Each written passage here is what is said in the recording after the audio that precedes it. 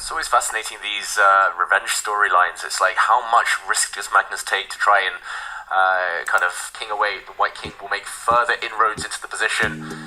It's going to be a long task, but inevitable now. Looks like Magnus Carlsen is going to extend that incredible run with white in Armageddon. As the other Armageddon, it's a repeat of this exact same opening line. Firouzja against Nakamura. Looks like both players done their homework in the break there. And the slight change with how the knight placement happened in this Armageddon game, but wow, crazy that it's the exact same opening. The board on our left is about to... Yeah, you're right. Huge turnaround. It would definitely be a disappointing swing for Hikaru Nakamura, who was moments away from maybe having a clear lead with a victory as black.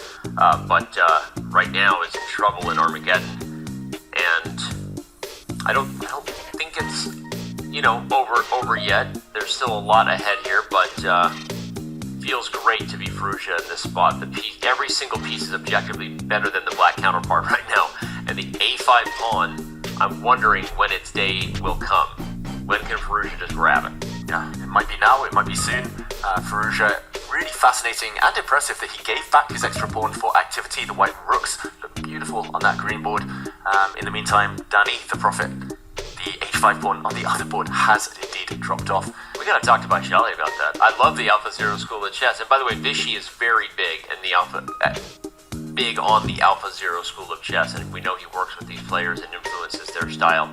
I've had really long conversations with him about it, just how much he believes in this approach, having changed the way we can play complex middle games. Just push the A to H pawn. But jokes aside, Baishali has overextended her kingside pawns several times in these Norway Chess women games, and anyway, interesting stuff.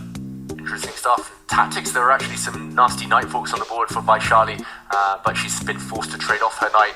Firouzja offering a trade of queens. He's hoping for an endgame against Hikaru. That's a double-edged strategy. The white has so much control that it feels like Firouzja still should be a favourite 5 minutes against 3. He's about to pick up the a5 pawn. Hikaru can't really defend it. If you have to play rook a8, I think that's really terrible news. There will be a rook on e7.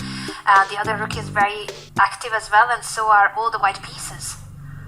Yeah, and that a5 pawn just looks even lonelier now that the queens are gone. Really nice decision by Firouzja to make.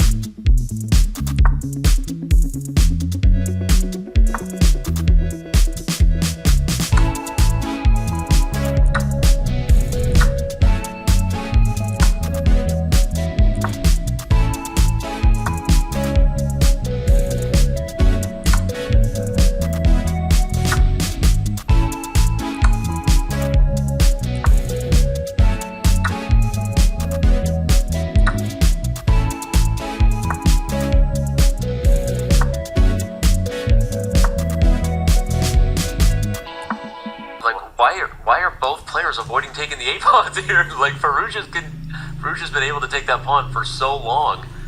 And Hikaru could have just taken the pawn. So sorry to interrupt, but I'm like, I don't get it. The a-pawns are poisoned and we didn't get the memo. Yeah, and Firouzja, he's going for a kingside attack. I think he's just so zoned in, focused on the f7 pawn and at the black king on the long diagonal that he doesn't care about the queenside. It's only pawns. He wants to cause some concrete problems. Hikaru shaking his head. 1 minute. This is the greatest time disadvantage that Hikaru has faced in any Armageddon so far. Firouzja, he looks locked in, looks zoned in. I think he's still a favourite to get it. In the meantime, it's going to be 3 versus 2 Vaishali against Anna Muzychuk. Rook endgame. Winning chances still in the, on that board. Okay. Time situation. Both of them are at the 7 seconds, Anna Muzychuk and Vaishali. Wow, and Hikaru's knight has jumped in on the other board. The rook endgame between Vaishali and Anna Muzychuk will go on a long time. But Firouzja against Nakamura is just pure tactics. I don't know if it's going to go a long time. I want to get a zoom in there. I want to see the clock. Let's bring it up. Vaishali and Anna Muzychuk, they're living on the increment. Someone's going to flag. Yeah, one of them is bound to flag. This is victory over Anna, and that is huge for the Norway Chess women's standings because that means the leader has lost. We're going to break that down later on. Right now, we got to dive back in. No Firouzja trying to convert against Hikaru Nakamura. But what's going on here? Hikaru in huge trouble on board and clock. White's b-pawn is super strong here. It's a rook versus 2 pieces, but White has so many pawns, and it feels like the b-pawn will eventually cost Black a piece. Look at the Black king as well. Adam, we might see some lawnmower checkmates. Yeah, the rook will swing over to a6 or h6. Both of them are threatening checkmate on the back rank. You keep the other rook on the 7th rank. Hikaru is in deep trouble, and he's also running really low on time. I think even without the time, though, this is unsavable. Yeah, I don't think he can save it. He's shaking his head. It's hard to find a move that doesn't just lose on the spot.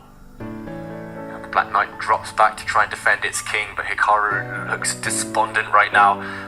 Again, White can just start taking pawns. White actually hits the Black Knight, kicks it away first of all, and still checkmating motifs all over the place. He's going to lose on the clock.